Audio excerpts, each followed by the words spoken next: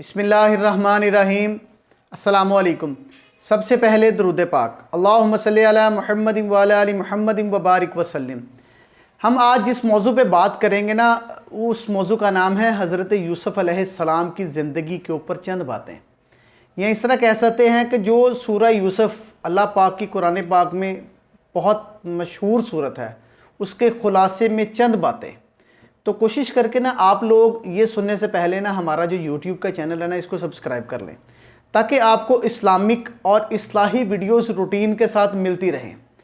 اللہ تعالیٰ نے حضرت یوسف علیہ السلام کے قصے کو احسن القصص، یعنی تمام قصوں میں سب سے اچھا قصہ فرمایا ہے، اس لیے کہ حضرت یوسف علیہ السلام کی مقدس زندگی میں جو اتار چڑھاؤ اور رنج و غم اور مصائب آئے ہیں، اس میں سے ہر ایک واقعہ اپنے اندر بڑی نصیحتیں سمیٹے ہوئے ہیں۔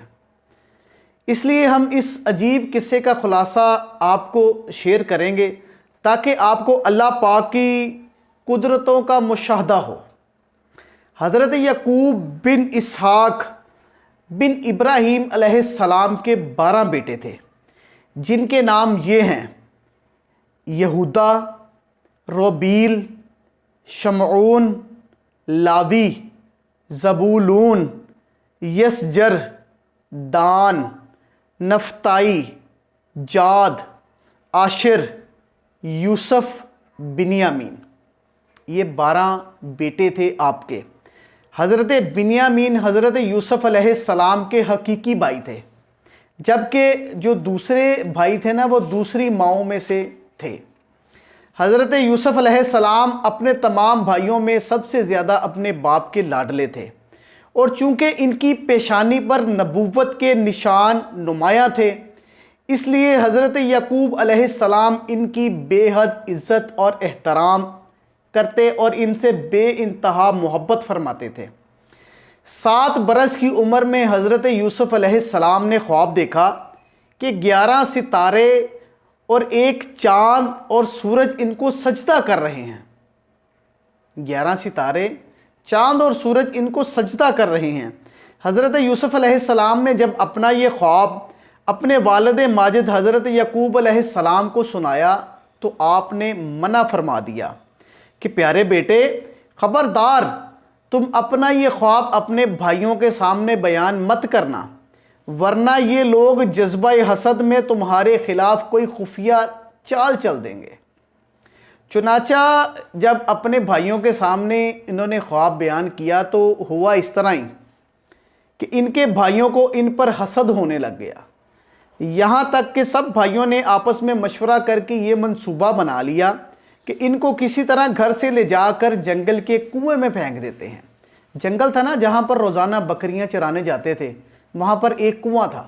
وہ پلان بنایا کہ ان کو کنویں میں لے جا کر پھینک دیتے ہیں۔ تو اس منصوبے کی تکمیل کے لیے سب بھائی جمع ہو کر حضرت یعقوب علیہ السلام کے پاس آئے، یعنی اپنے والد کے پاس آئے، اور بہت اصرار کیا کہ ہمیں شکار اور تفریح کی اجازت دی جائے۔ تو شکار اور تفریح کی اجازت کا بہانہ بنا کر ان کو جنگل میں لے جانے کی اجازت حاصل کر لی، اور ان کو گھر سے کندھوں پر بٹھا کر گھر سے چلے گئے۔ لیکن جنگل میں پہنچ کر دشمنی کے جوش میں ان کو زمین پر پٹک دیا، اور ان سب نے ان کو بہت مارا۔ پھر ان کا کرتا اتار کر اور ہاتھ پاؤں باندھ کر ان کو ایک گہرے اور اندھیرے کنویں میں پھینک دیا۔ لیکن فوراً ہی حضرت جبرائیل علیہ السلام نے کنویں میں تشریف لا کر ان کو غرق ہونے سے بچا لیا، اور ان کو ایک پتھر پر بٹھا دیا جو اس کنویں میں تھا، اور ہاتھ پاؤں کھول کر تسلی دیتے ہوئے ان کے خوف و ہراس کو دور کیا۔ اور گھر سے چلتے وقت حضرت یعقوب علیہ السلام نے جو اپنا کرتا تعویذ کی شکل میں ان کے گلے میں ڈالا تھا، وہ نکال کر ان کو پہنا دیا، جس سے اس کنویں میں روشنی ہو گئی۔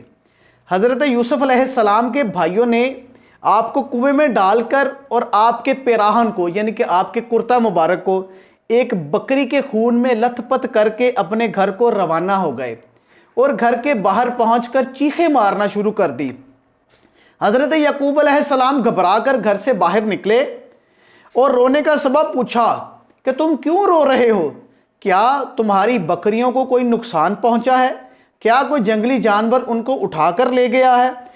پھر حضرت یعقوب علیہ السلام نے دریافت کیا کہ میرا یوسف کہاں ہے؟ حضرت یوسف ان میں نہیں موجود تھے۔ پوچھا میرا یوسف کہاں ہے؟ میں اس کو نہیں دیکھ رہا ہوں۔ تو ان بھائیوں نے روتے ہوئے کہا کہ ہم لوگ کھیل دوڑ میں لگے ہوئے تھے اور ایک بھیڑیا، کیونکہ حضرت یوسف علیہ السلام سامان کے پاس بیٹھے تھے، تو ایک بھیڑیا آیا اور ان کو چیر پھاڑ کر کھا گیا۔ یہ ان کا کرتا ہے۔ ان لوگوں نے کرتے کو ایک بکری کے خون میں ڈبویا تھا، مگر وہ کرتے کو پھاڑنا بھول گئے تھے۔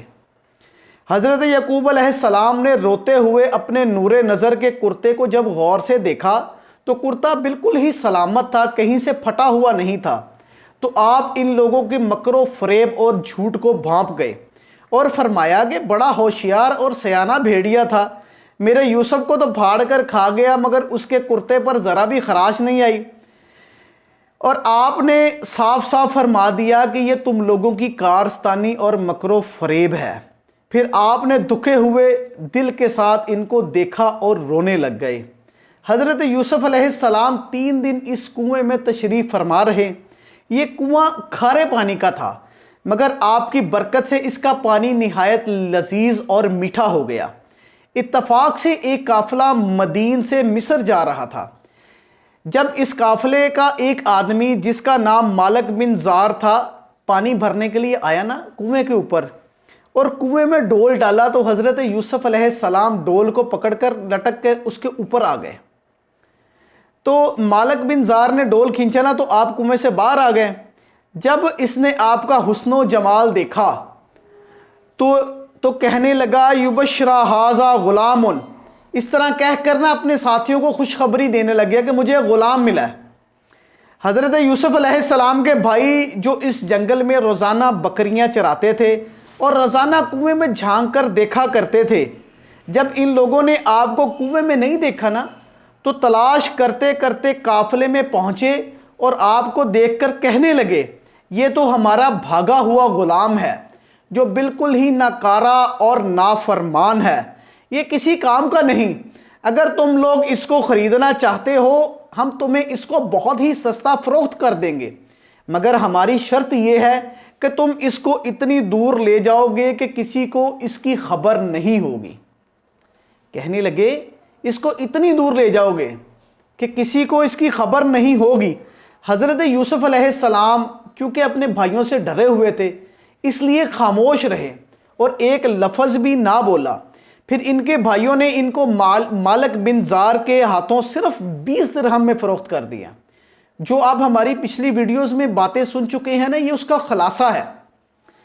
تو مالک بن زار ان کو خرید کر مصر کے بازار میں لے گیا اور وہاں عزیز مصر نے جو اس وقت بادشاہ تھا ان کو نہایت ہی قیمت دے کر خرید لیا۔ ڈھیر سارے پیسے دیے، ڈھیر ساری اشرفیاں دی، اس طرح مختلف چیزیں دی اور آپ کو خرید لیا، اور اپنے شاہی محل میں لے جا کر اپنی ملکہ زلیخا سے کہا تم اس غلام کو نہایت ہی عزت و احترام سے اپنی خدمت میں رکھو۔ چنانچہ آپ مصر کے شاہی محل میں رہنے لگے اور ملکہ زلیخا آپ سے بہت محبت کرنے لگی، بلکہ آپ کے حسن و جمال پر فریضہ ہو کر عاشق ہو گئی۔ آپ کا حسن و جمال اتنا تھا کہ عورتوں نے اپنی انگلیاں کاٹ لی تھیں۔ وہ ملکہ آپ پر فریضہ ہو کر آپ کی عاشق ہو گئی، اور اس کا جوش عشق یہاں تک بڑھا کہ ایک دن زلیخا عشق و محبت میں والہانہ طور پر آپ کو پھسلانے لگی، آپ کو لبھانے لگی، آپ کو ہم بستری کی دعوت دینے لگی۔ آپ نے معاذ اللہ کہہ کر انکار کر دیا اور فرمایا کہ میں اپنے مولا عزیز مصر کے ساتھ خیانت کر کے اس کے احسانوں کی ناشکری نہیں کر سکتا، اور آپ گھر سے بھاگ نکلے تو ملکہ زلیخا نے دوڑ کر آپ کے پیچھے سے آپ کا کرتا پکڑ لیا، آپ کا پیراہن پکڑ لیا پیچھے سے، اور آپ کا پیراہن پیچھے سے پھٹ گیا۔ عین اسی حالت میں عزیز مصر مکان میں آیا اور دونوں کو دیکھا تو زلیخا نے آپ پر تہمت لگا دی۔ معاذ اللہ کہنے لگی کہ انہوں نے میرے ساتھ غلط کام کی نیت سے میری طرف ہاتھ بڑھایا ہے۔ عزیز مصر حیران ہو کر یہ سوچنے لگا کہ ان دونوں میں سے سچا کون سا ہے۔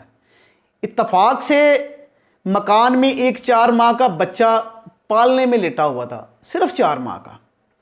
اس نے شہادت دی کہ اگر کرتا آگے سے پھٹا ہے تو یوسف قصوروار ہیں، اگر کرتا پیچھے سے پھٹا ہے تو زلیخا قصوروار ہے اور یوسف بے قصور ہیں۔ جب عزیز مصر نے کرتے کو دیکھا تو پیچھے سے کرتا پھٹا ہوا تھا۔ فوراً عزیز مصر نے زلیخا کو خطاوار قرار دے کر ڈانٹا اور حضرت یوسف علیہ السلام سے یہ کہا کہ اس کا خیال اور ملال نہ کیجیے۔ پھر زلیخا ظاہر ہے بیوی تھی، اس کے مشورے سے حضرت عزیز مصر نے حضرت یوسف علیہ السلام کو قید خانے میں بھجوا دیا۔ اس طرح اچانک حضرت یوسف علیہ السلام عزیز مصر کے شاہی محل سے نکل کر جیل کی کال کوٹری میں پہنچ گئے، اور آپ نے جیل میں پہنچ کر یہ کہا کہ اے اللہ، یہ قید خانہ یا یہ کوٹری مجھ کو اس بلا سے زیادہ محبوب ہے جس کی طرف سے زلیخا مجھے بلا رہی تھی۔ پھر آپ 7 برس یا 12 برس جیل خانے میں رہے، مختلف روایات ہیں، کوئی 7 برس ہے، کئی 12 برس ہے، اور قیدیوں کو توحید اور اعمال کی دعوت دیتے رہے اور واعظ فرماتے رہے۔ انشاءاللہ تعالیٰ اس کا جو دوسرا پارٹ ہے نا، آپ کو کل پیش کریں گے۔ توجہ سے ہماری ویڈیو کو دیکھا کیجئے، انشاءاللہ تعالیٰ آپ کو اس میں سے بہت ہی سننے کو ملے کرے گا۔ جزاک اللہ۔